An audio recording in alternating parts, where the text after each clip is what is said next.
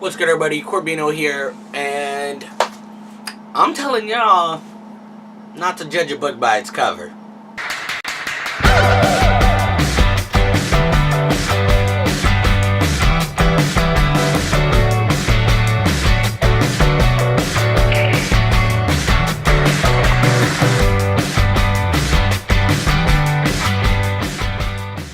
Hey everyone, I'm talking about comic book covers. I mean, really any type of cover for anything, but this is just talking about not to judge things by its cover. I've brought a lot of comics here with me, not a lot, but no, a lot, and a couple graphic novels. I will also pop their covers up on the screen, but if I can't find good quality of them, then they're here just for backup. Anyways, let's get into this. You've always heard the saying, never judge a book by its cover. I find that very true, but also not true. Because that's how I got into a lot of comic books. That's how I also got into a lot of movies or shows, was because of their posters or covers that they have for their thumbnails and whatnot. Let's get right into it. I'm just going to show you some of my favorite comic book covers that got me into comic books. We'll start with three small-time local comics. Two are local, one's not so local, but he does cons around here, I believe. Either way, we got support group number 1 here. All I saw was a clown. I don't like clowns. I saw a guy eating a pink donut. The donut in the box, open box of donuts, is a big part of what got me. Now here's issue 1, the full issue with Space Hercules on it. But the original one I had was a small, like half-size comic to give you a little preview of what's to come. And it only had the four characters up here. What I seem to have saw on the cover was a biker guy and a clown, and the other two people on the cover didn't really, affect my buying, my purchasing. But the clown was like, Corbin, you hate clowns, but also this clown kind of looks dope. And the biker guy was kind of like, you don't fit in with biker people. That's not your style. But maybe this guy is. And I love donuts, and so really, the donuts is really what got me, is the guy getting ready to eat a donut, and it has the pink icing, and then the pink box with the pink icing covered donuts. I think I have a weird thing for the color pink, because when I see pink on covers, a lot of times I'm like, whoa, I kind of want that. And on the Simpsons DVD, not a Simpsons fan, the only thing I like about the Simpsons is the movie. And the DVD has a pink donut on it. And I love looking at that, at the DVD, and I love feeling it with my fingers. I mean, I'm OCD, I like to feel things. But these pink donuts is a big part of why I got Support Group issue 1, and now I love it. There are only 3 issues in, but it's still a great series. Funny stuff, created by great guys. But either way, that's why I got into this. Because of the donuts. We got Hero Hourly, some other local people I've met throughout the years. I like this because it looked like they were in their uniforms. They're on the same costumes, different size people, girls, guys, and they're clocking in. All I saw was, that's kind of weird for superheroes to be clocking in. They don't clock in, they just go save the day. That's what they do. So I thought that was a kind of an interesting premise, and it was also very basic. You have a long line of heroes, and then the only other thing here is an outlet plugged into the little clocking in machine. And that's how I got this issue. Now we got Hot Shot, another local comic. The blues really drew me in, And again, even today, it's easier to find, but still throughout the years, it's hard to find comic books where it's just like, hey, yo, black superheroes, Asian superheroes, Mexican superheroes, whatever. Most of the superheroes are still white people, or they're Kryptonians that are white, or they're Amazonians that are white, or they're Asgardians that are white, Either way, I like this cover. The blues is what really drew me in. I love the color palette, and it's simple.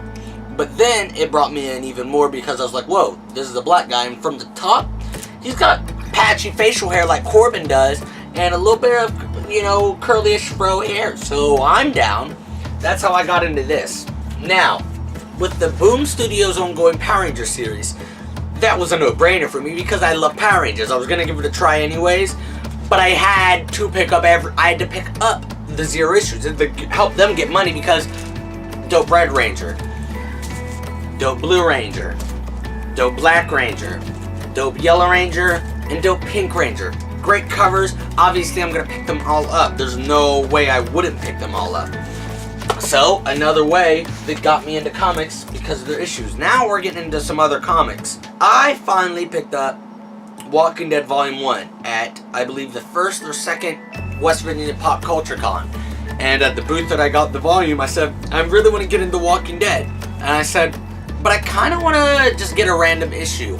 Just to have a cool looking issue just to have. And they got me this cool reflective, I mean, it's doper if you had it open, but I'm not doing all that. It's silver and, shiny, and it's got all the dead characters, or most of the dead characters of The Walking Dead. Issue 100, and issue 100 is a fantastic issue. And this cover is even more amazing. So, a lot of these covers, like with the Power Rangers, I would have already bought eventually. This I would have bought eventually, just not this cover. But if you have an awesome cover, it's gonna help me want to get your comics. So now we got an example of a comic that I didn't want to buy. This, Saga #1. I didn't understand what was going on this cover. I just saw a girl with her tit out and a baby sucking on it and a fairy looking guy and a ram. I didn't understand and I was like, no thanks. I saw it all the time at the comic book shop. And I wouldn't get into Saga until last year when my friend Amber was like, Corbin, here you go. Here's all the volumes, read them. And I discovered I was judging that book by its cover very wrongly because it's awesome. But I judged it wrongly because I didn't like the cover art. I just didn't like what was going on in the cover. So I was like, I'm not gonna read it. But now it's one of my favorite comic books of all time. So, okay, now we have the first 5 issues of Paper Girls. I saw them every week. I didn't buy Paper Girls until issue 5, but I saw it every week. This one it's just yellow, all the girls, and then white smoke going up. I was like, oh, that's cool. That's a really cool cover. And how they feel. Also, how they feel really helps. Boom Studios Power Ranger series, all their covers feel amazing, and it makes me want to buy them, even if I don't like them. That's how I buy a lot of comics, even if I don't end up liking them, is because of their covers. And Paper Girls, how they feel and look are amazing. Here you got a very simplistic, just yellow on their Walkman, or whatever that is supposed to be, and you got their headphones, and everything else is pink. You got another one where you have a small blood splatter. I believe it's supposed to be blood, and everything else is blue. Here we have what seems to be blood and what do you call a little croquet bat or a cricket or whatever, I don't know, some type of foreign type of sports bat, and those are in red, but everything else is in a yellowish orange. And then we have issue 5 when I finally caved and got it. Everything was just blue except for the white reflection. The covers feel amazing and they look amazing. Very simple artwork, but it drew me in, and now Paper Girls is one of my favorite series. Here we have, I've always been a huge Magneto fan, but not a huge Magneto fan. And I see Magneto's helmet made out of barbed wire because he's forming that around his head because he's Magneto. And this is when I really got into Magneto, when I decided, whoa, I love Magneto. Because that's awesome. He formed his helmet design out of barbed wire. Awesome. Now here we got 2 examples of judging a book by its cover and also don't judge a book by its cover. Here I was like, whoa, this is awesome. I love this simple art. It just looks like a teenage girl and at school, but now she's a superhero maybe? I don't know, because I was like, time to read it. And I didn't like the first couple issues of Miss Marvel, so I judged it wrong. I loved the cover, but I wasted money buying the comics because I didn't end up liking it. But then we have Miss Marvel when the all-new Marvel Universe started, and the only reason why I picked this up, I don't even like this cover. The only reason I picked it up is because she was part of the all-new Avengers. And then I picked this up and I was like, this cover looks so boring, and I didn't like Miss Marvel before, but I really started liking her in the Avengers series, so then I ended up picking up more issues and loving her. Black Panther, don't judge a book by its cover. To me, it looks like maybe some danger because the flags are on fire here. You have Black Panther or T'Challa just looking awesome, badass, just staring at the screen or the camera, whatever, in this clean Black Panther, simple costume, not techie or anything. And you see the tall buildings behind him. Really awesome cover. Hate the series. Can't get into Black Panther. I hear great things about it, but I can't get into it. So I wasted my money on that first issue. And I've done that a lot of times with series where I'm like, these covers look amazing and I want to like the series, so I keep buying the series, but I don't actually like them. Spider-Woman. Never been a Spider-Woman fan until this. All I saw was a dope Spider-Woman costume. Oh, and I have a poster somewhere around here where when she first changed to this costume, and I love that poster, but I still didn't like it enough to want to buy the series. All I saw was a pregnant superhero. That's awesome. I've never seen that before, personally. I've seen Adam Eve get pregnant, and that was about it. But I was like, I just want to see what this is about. Love Spider-Woman. It was only 17 issues, I believe, but an awesome series. Thank you for this awesome cover that made me want to get into Spider-Woman. We got the Avengers .1. I don't really know what you would call this series. Avengers what? But Avengers .1 is what I called it because every issue was 1.1, 2.1. It wasn't 1. Da da da. Anyways, you got the OG Avengers in the background. And then you got Cap and his Avengers, one of my favorite Avengers lineups. So it was a no-brainer for me to buy this. And it was a 5-issue series. Loved the series. To me, this looked awesome because I love Vision. I love Miles Morales. I love Nova. Didn't love Ms. Marvel yet. Didn't know anything about this Jane Foster Thor. I always loved Falcon, but now he's Captain America, so that's kind of awesome. And Iron Man and me have been iffy. So I was like, this cover looks awesome. I can't wait to see what they do with my favorite characters and these other characters I don't know anything about. And it made me fall in love with all of these characters. They're my favorite versions of all of their heroes. So, yeah, like, this was a great cover too. Omni Wolverine. Been a fan of X-23 for a good while. I didn't pick this up, I think, till issue 2. Because this cover, I was like, this is kind of nice, but no thanks. And I heard good things about this series, so that's why I ended up picking it up. But this first issue cover didn't make me want to pick it up, even though I did like X-23 at the time. I know a lot of these examples I'm showing you are judge the book by its cover because it will help you out in the long run. But there have been a few where it's like, don't judge it because you're wasting money on these series. These two are the first 2 issues of Vision. Had to judge these ones. All I see is, what the heck? Is that Vision with a family? Yes please. And then on this issue, I just love the issue cover. Even if I wasn't into the Vision series, I would have bought it because it's a floating mailbox, very simple. It's got the 616 universe, and then up here it says you have 3 things in mail, like a text message. Love that cover, so I had to buy it anyways. Here we have a couple graphic novels. Even before I knew what Watchmen was, I wanted this. I couldn't tell what this was. I just saw a yellow page with a blood splatter. And I said, whoa, I want to read this. And then throughout the years, I heard more and more, and I was like, whoa, Watchmen's awesome. And so then I definitely had to read it. And you find out that this is the smiley face button of the comedians with the blood splatter. But this made me want to read the #1 graphic novel of all time. And another example, but I don't have it, is V for Vendetta. Love the cover art. Now I know it is one of the top graphic novels of all time and a lot of people love it. But myself, personally, I do not love it. So I'm glad I didn't waste my money on it and I checked it out at the library. I loved the cover and couldn't wait to get into it. Didn't like it later on.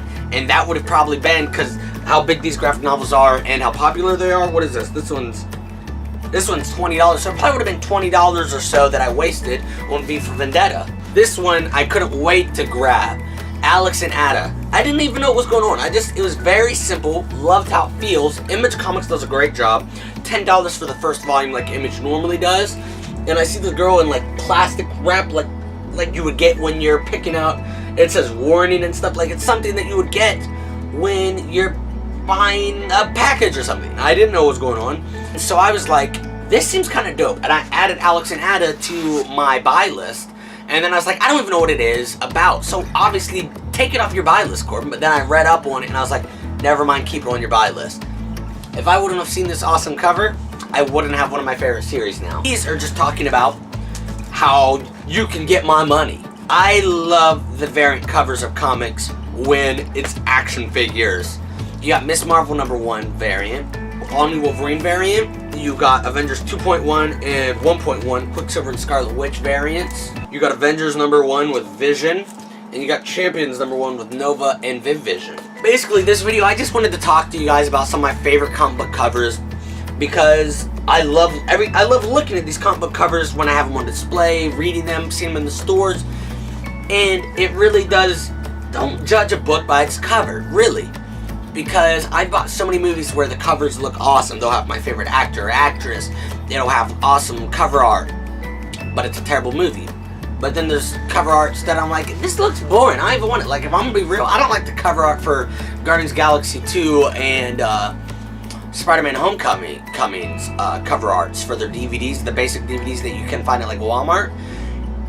But I love those movies and I'd love to own them, but I don't like the cover arts of them. And these issues that I've shown you, some of the cover art is the reason behind me getting into these series.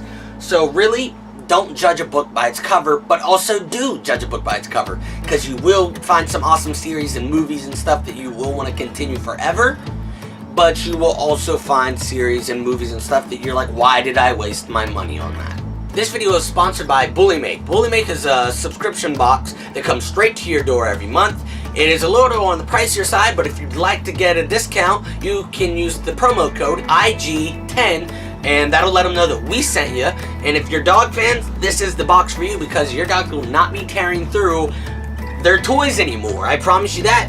These chew toys and treats, they're gonna last them. I mean, the treats won't, but the chew toys sure as hell will. So that's it for this video, and until next time, don't judge a book by its cover, or judge a book, but don't judge it too. Just do what you want, I guess.